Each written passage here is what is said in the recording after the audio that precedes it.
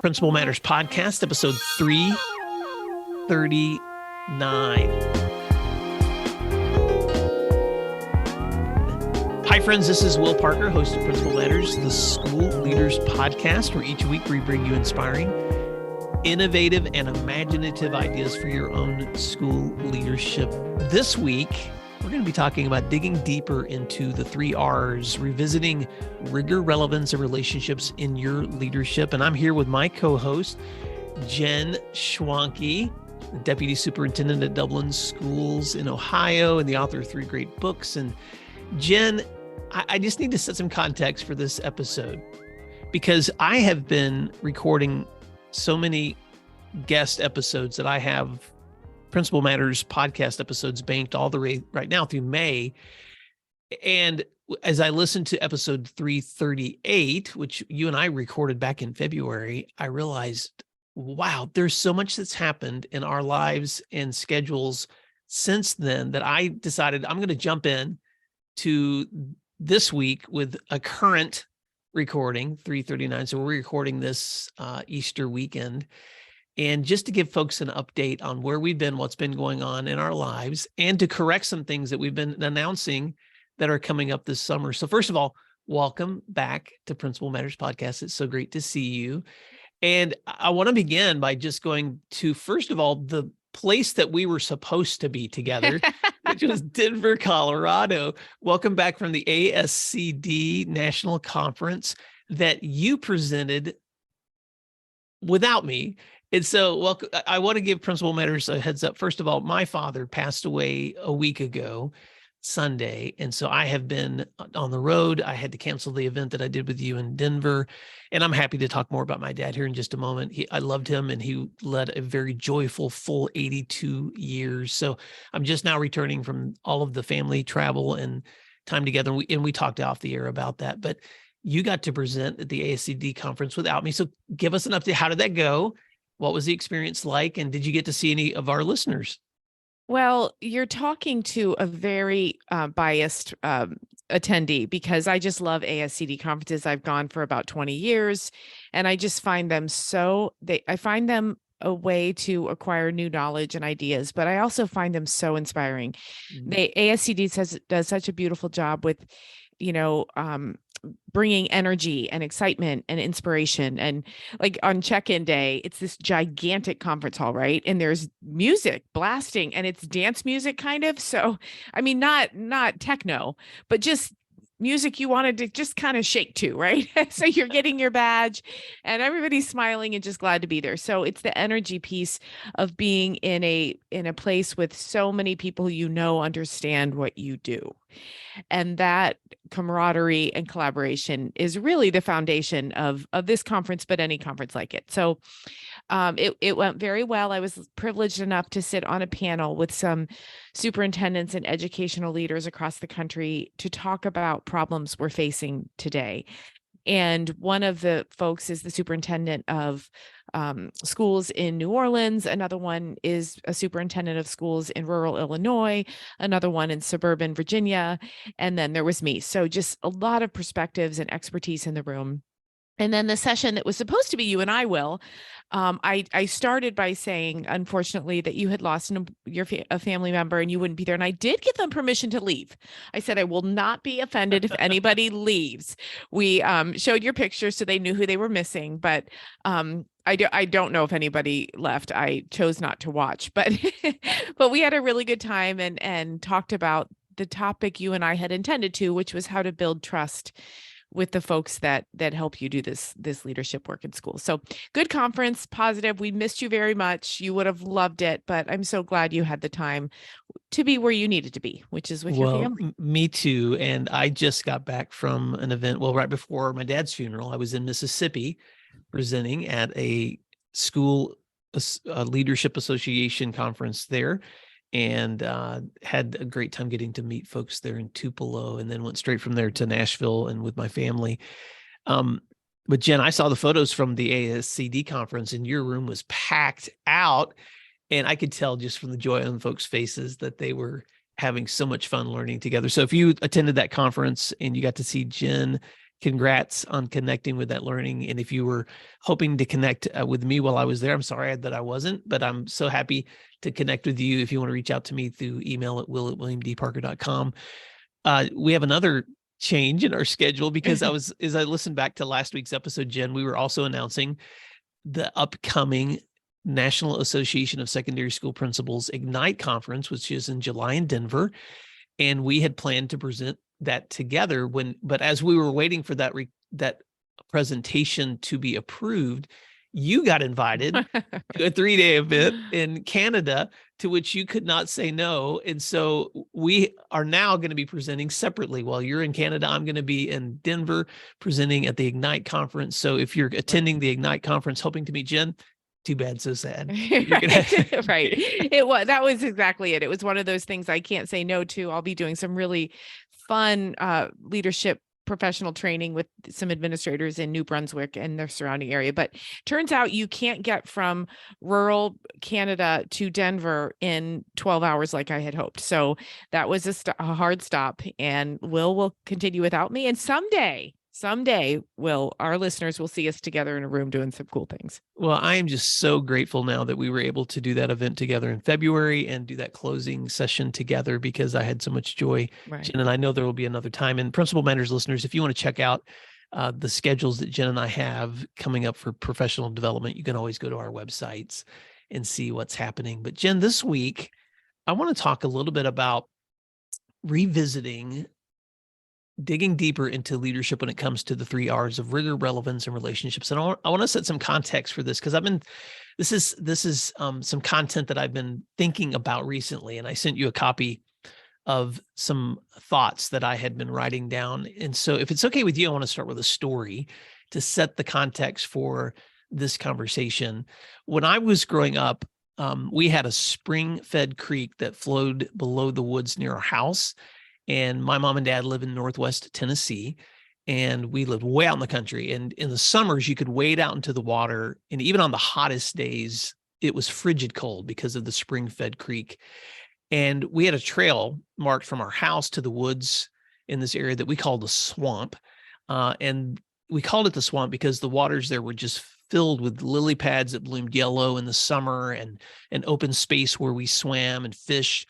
And there was a large oak tree that stood at the base of this trail that followed the water's edge. And at the very bottom of this oak, my father dug some steps down to the source of water that flowed directly under that bank into those waters beyond.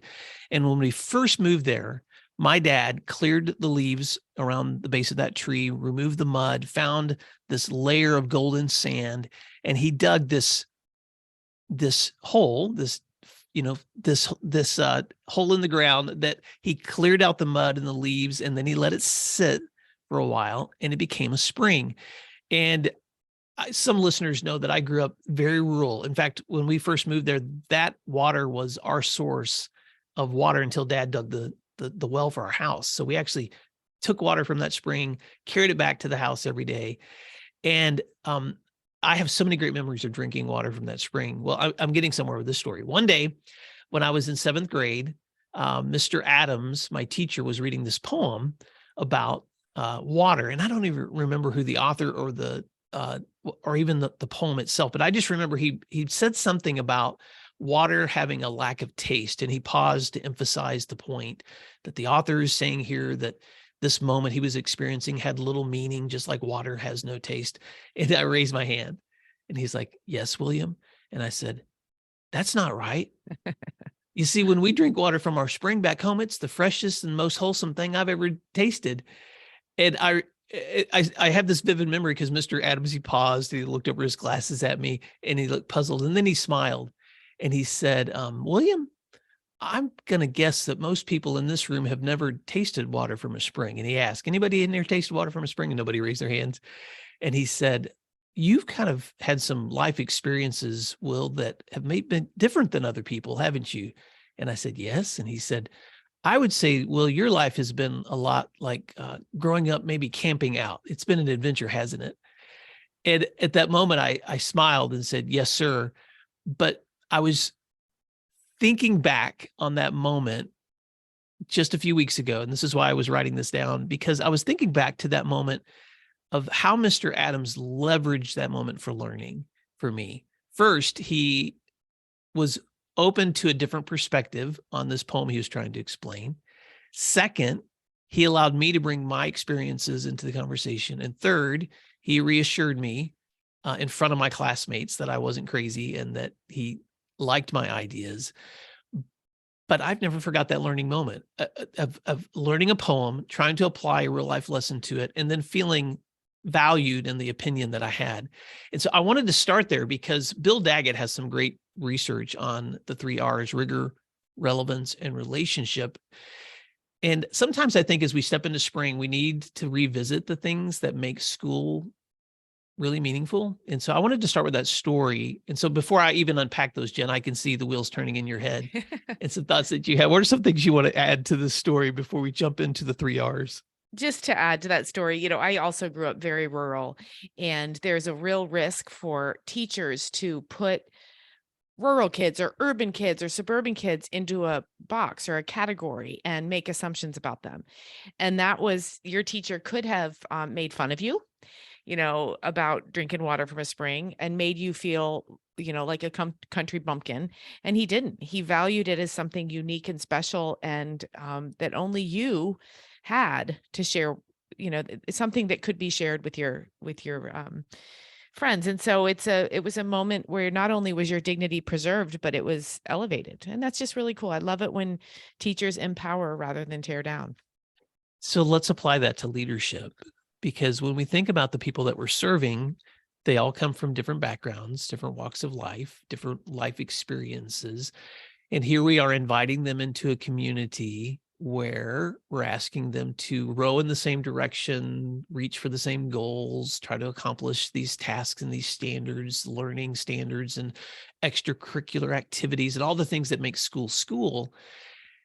And so sometimes I think it's important to take the bird's eye view, take a step back from our leadership for just a little bit and ask ourselves some essential questions about how are we engaging our learning communities in ways that first encourage them towards rigor. In other words, there was a learning moment that was happening in that classroom, for instance, that Mr. Adams was trying to accomplish, and he was accomplishing it. So my question first in the area of rigor is for us as leaders is how are we setting and communicating the expectations that we have for accomplishing the goals that we have with our schools? How do our teachers and our students and our communities know what those expectations are? How are we creating the rituals and the expectations and the schedules and the practices that accomplish those together? And then how are we supporting student learning, with equitable practices or assessments or teaching standards that help them reach those goals too? So I'm pulling this content, these 3 R's from Bill Daggett's work on, and Bill Daggett is the founder of the International Center for Leadership in Education, ICLE. And I love it that these are the 3 standards that they use in identifying model schools. And I like it because it's simple. And it's just such a good reminder that when we think about our leadership and our effectiveness as educators, the first R, that rigor is the first place that he starts. What would you add to that, Jen, when you think about the kind of expectations that we have for rigor with student learning? Well, I've talked before on this podcast, maybe last year, about how the setting high standards should be collaborative, and everyone should feel like they're on board. I think principals sometimes make a misstep when they stand in front of a staff meeting and say, okay, we're going to be a rigorous school. Things are going to be a certain way, and I expect you to all get in line. Rigor happens when expectations are high and everyone has a part in that, and everyone shares accountability. They share the failures and they share the celebrations, right? And so how your initial question was about how do we set and communicate the expectations we have about rigor. And I think it has to be a mindset rather than a one-off. It has to be a leader and teachers have to have a mindset of, we believe that together we can do great things. That's collective efficacy that I've talked quite a bit about. And we believe our students can do anything. We really genuinely believe that. And then together create those clear expectations. And by that, I mean things like, we're going to agree on the resources that we use. We're going to agree on how we provide feedback. We're going to agree that everyone's probably has good intentions here, and we're working toward a goal together. You mentioned rowing in the same direction, and that to me is really step one in making sure you can address these 3 R's. I want to stop here and point Principal Matters listeners to a resource, because I was having a conversation just a couple of weeks ago, Jen, with a group of school leaders, and we were talking about setting high expectations. Mm-hmm. And sometimes there seems to be this tension in the room whenever you start talking about high expectations, where people, they tend to, I'm just going to say it this way, people tend to fall on one side or the other of this pendulum of high expectations and rigor, and it sometimes juxtaposed against compassion and empathy, and making sure that we are meeting students where they are emotionally. And the point that we were trying to make in this conversation as leaders was those aren't contradictory. Right. Those can actually complement each other. And there's a book that I was reminded of, and a guest I had on my podcast a couple of years ago, Emily Pascal, wrote a book called Multiply Excellence in Your School. And she's an assistant principal from Alabama. And she talks a lot about the fact that to set high expectations for students and school communities also means that you highly invest in relationships. So the second R that that Bill Daggett talks about in his work is relevance. And then the third R that he talks about is relationships. So before we go to relationships, I just want to say that out loud, that by setting high expectations, it doesn't mean by expecting people to do things that require grit, by expecting people to dig in and achieve great things, does not mean that we don't recognize meeting people where they are. It doesn't mean that we don't act with compassion. It doesn't mean that we somehow we become taskmasters. But we're setting high expectations because we believe in the not yet. We believe that there is still potential for people to grow. Otherwise, why would we be doing this work? Support for Principal Matters comes from Summer Pops Math Workbooks. For my listeners serving grades 2 through 7, here's a message from our friend Pete over at Summer Pops Math Workbooks. Demand is high this year. And if you want to order Summer Pops for your students, you need to place your order soon. If you've not contacted Summer Pops, you should do it this week. Principal Matters listeners can work with Pete directly. His email is pete@betterlearningeducation.com, or visit their website, summerpopsworkbooks.com, to learn more. Summer Pops are designed for your students to practice math over the summer, engaging, easy to use, and content rich. I've had the privilege to review these workbooks, and they are excellent resources. Thank you to Pete for being a guest on episode 336 and sharing the story of how Summer Pops were designed specifically for helping students like yours retain and grow their math skills over the summer. Summer is almost here, so visit summerpopsworkbooks.com today. Support for Principal Matters comes from Peer Driven PD. Let me paint a picture for you and see if you can relate. You look at your calendar and you see it's time to prep for your next PD day, and you know that you and your teachers have a lot of shared knowledge and experience, but wouldn't it be nice to have a gold mine of high quality PD at your fingertips so that your teachers could access it at any time and anywhere? Well, there is some help. Go to peerdrivenpd.com and find a library of films with some of the best teachers in the country talking about their tips and techniques that really work in real classrooms.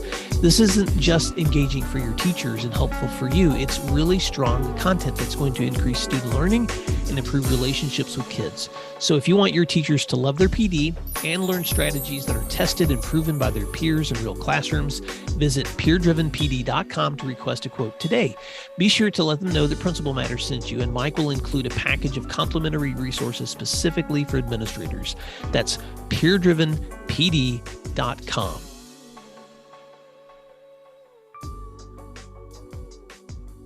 Exactly. And I think that what you're talking about here, the rigor, the relevance, the relationships, they are all closely intertwined. But in terms of relevance, one thing, teachers have a radar for when they're asked to do things that don't matter. or when they're told, hey, I expect this thing of you, but the teacher knows that isn't going to really move the needle in terms of achievement or in terms of their relationship Mm. with the student. And so I think leaders have to be very careful that when they do communicate their expectations or when they communicate their goals and hopes for the school, that it's relevant to the work, that it comes back to what are we doing here? A lot of times we add things to our plates or to our teachers' plates, and we don't stop and say, okay, what problem are we actually solving here? Mhm. That's one of my favorite questions when I'm in a leadership situation and someone comes at me with a solution. I think it's very powerful when someone in the room, me or someone else, says, okay, let's go back to the original problem. Let's talk about what that is. And if there's no ability to clearly articulate what the problem is, then there's no need for the solution, right? Or you need to go back and take some time to really hone in on the problem that you're trying to solve. When you do that, you ensure that any decisions or actions you take are relevant to the work. I love that. So here's some other questions to chew on. Um, and I'm speaking directly to Principal Matters listeners. When you're thinking about how is the learning that you're leading connecting to what's relevant for your school community, and so chew on these questions. How is our student learning connecting them to the ideas and experience and context that hook them, that draw them into deeper learning? How are our practices in the PD we do with teachers leading them to real solutions and outcomes, not just doing it because we have to do it? How are we collaborating together and even engaging in things like design thinking or helping people think innovatively, piloting and beta testing ideas before we fully implement things? How are we encouraging partnerships or internships or apprenticeships for our learners or even our teachers to give them experiences that bring real life experience back to the learning that's happening in the classroom? So I'm just trying to think, I'm just trying to chew on those questions out loud, Jen, because I think sometimes it's important to revisit those questions of how are we keeping learning relevant? Right, because if we don't and if we don't evolve, then our students have a radar for that, and so do our teachers. And I love that you talked about those partnerships, internships, apprenticeships. The world has changed so much, even in the time that I've been an educator. And students have access to so many more ideas and experiences and even visual depictions of what their lives can be. They have a finger on the pulse of the globe these days. Mhm. And so, if I'm going to exaggerate to make a point, 100 years ago, a young woman's choice was get married, have children, maybe be a teacher, maybe be a nurse, but not very long. Your life was mapped out for you. And now our students have so many more opportunities. They can, at the tip of their fingers, they can find jobs, careers, locations to live, all of those things that are possibilities. And possibilities will so easily be squashed if we as educators don't open up some doors through those partnerships, internships, apprenticeships, exposure, access. And that goes back to one of the things you said earlier. Equity and access is very important. I have a friend who's a superintendent in a rural district. I actually referenced him earlier, and he talks about rural students sometimes not having access to opportunities that suburban and urban students do. And in a connected world, I don't think that's acceptable. I Mm. think there's ways that we can make sure all students see possibilities through those relevant educational experiences. Let me park here for just a moment too and give a practical suggestion as you're um, thinking about making sure that the things you're doing are meaningful for the people whom you're serving. And I use that word beta test on purpose because I think some often as leaders, especially this time of year, and we're recording this in the spring, you're already thinking about next year and things that you would like to change or improve. The time to have those conversations is now because you want to invite collaboration on what those ideas and changes may be. And you may even want to practice some of those changes before you do them. And so one of the suggestions I like to make to leaders, Jen, especially if you're thinking about like big changes like master schedule changes or changing the way you do like remediation schedules, And I've told this story to listeners before, but I'm going to tell it again. One year we were thinking of completely retooling our master schedule for the coming year so that we could have more embedded time for remediation in our schedule. And we knew that was going to require us to take a few minutes away from each hour, to try to embed some focus time in, to move teachers into different locations, to have some areas set up for study halls. It was going to be a major shift in the way that we did master scheduling. So we trialed it. We pulled together a team that came up with a couple of different models of what it might look like next year. And in the spring, we set a couple of dates and told the entire campus, we're going to practice these schedules that we may use next year for a day. And then we did it. We practiced it. We pulled back together as a team. We evaluated what worked, what didn't. And then we set another date and we practiced the second schedule, and we pulled back together and reflected on what worked, what didn't work. And then we made the decision on based on those experiences, what do we think is going to be the best schedule for us to use the following year. And so the goal there, Jen, was to try to in advance anticipate what the outcomes we wanted for the following year, so we could be engaging in some of those practices together now and test those things out to alleviate some of this, to experience some of the stress now so that we could alleviate it later. So let me tell you a counter story. This is not my story, but at ASCD, somebody told me a very similar story. At least the first chapter of that story is similar. He said, this was a leadership moment for him. His assistant principal came to him and said, I want to completely upend the master schedule. I want to do these 10 things. It was going to be huge. Mm-hmm. And so the principal said to his assistant, okay, start mocking this up. And they were ready to roll. They were going to roll the next year. And then a team of teachers came to the principal and said, we just don't know why you're doing this. And the principal thought, oh my goodness, I don't know why either. Well, let's go back to the why. And he realized they hadn't clearly articulated why, nor had the principal ever said to his assistant, why are you going to upend all these lives and all these systems and processes? And so what he decided to do was pause. He said, it's not a no, but we're not ready. We haven't even told people why we're doing this yet. So we have to first be able to answer that question. And then we have to bring in some more people so they understand the why. And he also tasked his assistant with answering, what's the data? What will that add for us? We have to get some baseline. Mm-hmm. And the data might just be minutes, how many minutes we're using at certain things. That's data, right? But nobody could articulate what the problem was and what the win was. So they paused for an entire year, and then this is where the stories align again. Then they were able to trial some things. They were able to take a subset of students and teachers and pilot how this might actually look. And slowly they got buy-in. And then when they ended up changing it, it wasn't upending the whole apple cart. It was keeping things that were near and dear to the staff and making tweaks to get to a place where students got more time with their teachers. That's amazing. Relevance is the why. It's the why in what we're doing. So not only does that apply to learning that's happening in the classroom, but it also applies to how we are helping those we're leading learn new practices. So Jen, it's all a big classroom. Right. So, right. So leadership our schools are big classrooms. And so as school leaders, we have to engage the people we're leading in understanding the why, just like we do students in their learning. So we've got rigor, we've got we have to have expectations, we have to keep it relevant, connecting people to the why of what we're doing. And if that sounds exhausting, it's because it is. Right. It's also necessary. And then number 3, we have to embed all of it within meaningful relationships. So here's some questions to chew on, Principal Matters listeners, when it comes to, are you staying engaged in what matters most, which is the people, understanding the dignity and the value of the people whom you're serving? Do you know those who you serve, like as people, not just as professionals? Right. Are you prioritizing your schedule so that you're with them?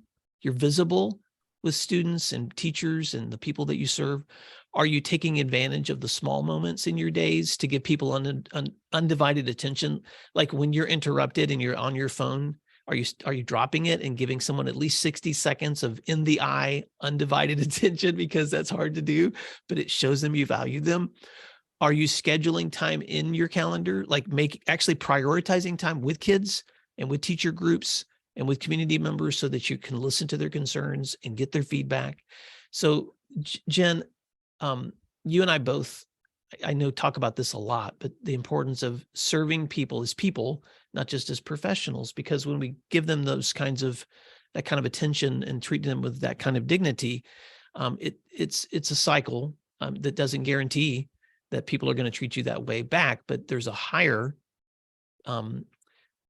percentage of probability that you're going to be building a culture of care. Right. And this is where I think feelings do matter a little bit more than facts. I tried to never forget what I felt like as a teacher. I've talked about that before. And I went into administration and then went back as a teacher for 1 year once I had my son. And I was shocked at how much I had forgotten about the teacher experience in that time I was an administrator. And so I doubled down on my promise to never forget. And one of the things I do remember is this is what I wanted as a teacher. I needed my principal to know me. I needed to know my principal liked me. I needed to know my principal respected my work, counted on me, and needed me, right? Having that foundational security of knowing my principal believed in me was very important. And how did I know that? My principal never sat me down and said, I respect you, I like you, I believe in you. My principal instead looked me in the eye, asked me how I was, complimented me when I did something really awesome, noticed when my students achieved, noticed when I handled a discipline situation in a way that helped a child grow. So that's what people need from us in order to buy in and be part of the things we do. So it is as small as a 60-second interchange, a moment of undivided attention, a compliment, a thank you. I say all the time, if you think you're saying thank you enough, you're halfway there. Just acknowledging people for getting up and doing hard, rigorous, relevant things every day. And building relationships, all these things we're talking about, high expectations, understanding the why, building those relationships. You don't always see the fruits of that labor immediately.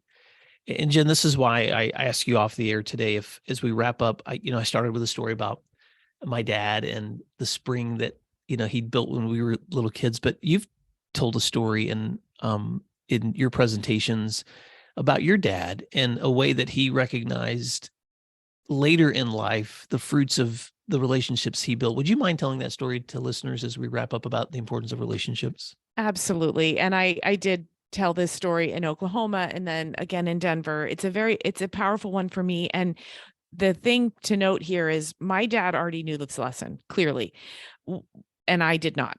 So there's a little humble pie in this, but here, I grew up rural, as I said, in a farm in Northeast Ohio, and my dad's farm is surrounded by Amish farms. His is the only, as they say, English farm kind of in that area. And the Amish are wonderful people, strong community, but I would always get annoyed because I felt like my dad was giving to the Amish neighbors, and I felt like they were takers, right? And by that I mean my dad would drop everything to give an Amish neighbor a ride into town if the weather was bad and the horses couldn't get them in, or he would plow one of their fields for them if weather was a factor. He would fix things, he would stop in, he would check, whatever he needed to do. My dad's a very talented, handy dude, and so I felt like they would always just go ask Dan to do things, right?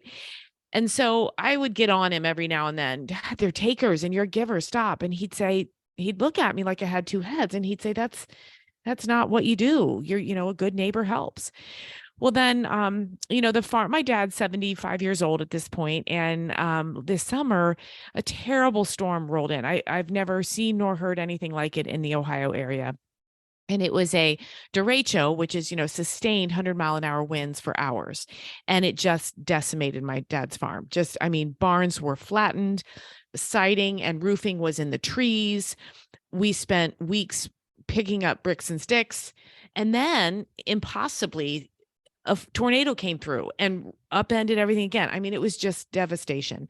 And my dad said to me, I don't think I can farm anymore. And, I feel my throat closing as I say that, because this is who my dad is. This is his life, his soul, his identity, his roots. And he said, I can't rebuild these barns. I don't have the money. I don't have the time. I don't have the strength. and I can't do it. And, these are massive hay barns that he's talking about. And so I was kind of coming to terms and reconciling this part of our lives was over. And my dad is a retired man. I can't even imagine. And there was a lot of grief and mourning thinking about the end of this chapter. And then one day, here comes Leon up the driveway, and he said, "Brother Dan, for 50 years, you have helped us. Now it's our turn to help you." And a few Saturday mornings later, at 7:30 a.m., here came a massive crew of young Amish men, and they rebuilt those barns from the ground up. And by 12:30, they were done. And there was a giant meal and fellowship and time to look at this majestic rising from the earth, these barns. And my dad is just planted seed this week for this year's crop. So I say it took 50 years for me to see that to give does not necessarily mean you get back right away.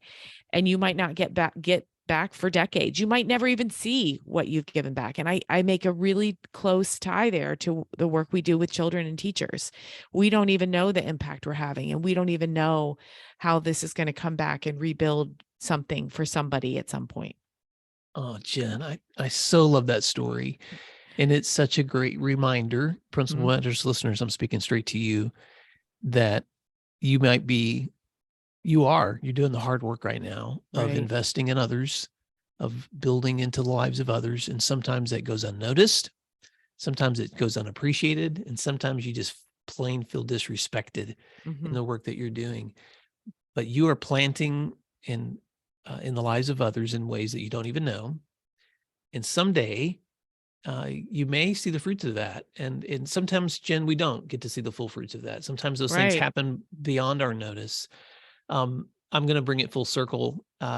When Jack, my son, was 12, we went back to the farm, and one day my dad was telling him about the spring that had filled up over the years, and asked Jack, "Would you like to dig out the spring?" So Dad dug out the shovel and showed Jack how to dig out the spring, and he found the same rocks and bricks and all the air, the mud, and it cleaned it out till there was sand. And the next day we went down there, and there was that clear, beautiful spring again. And we even found the same little aluminum dipper Dad had always had down there. We cleaned it out and we drank from it.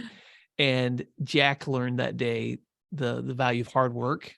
He learned the value of meaningful experience. He learned the value of that human connection and connecting his story to our families. And there's a reason you and I tell stories, Jen, and because stories help us put flesh on these ideas that actually provide meaning and hopefully results in the work that we do every day. So Principal Matters listeners, as you lead this week through the hard work you're doing, trying to create meaningful, relevant experiences for your communities, trying to stay connected in those relationships, I want you to know that it's important. And Jen and I want to just park here today, just to encourage you to keep, to be reminded that what you do matters.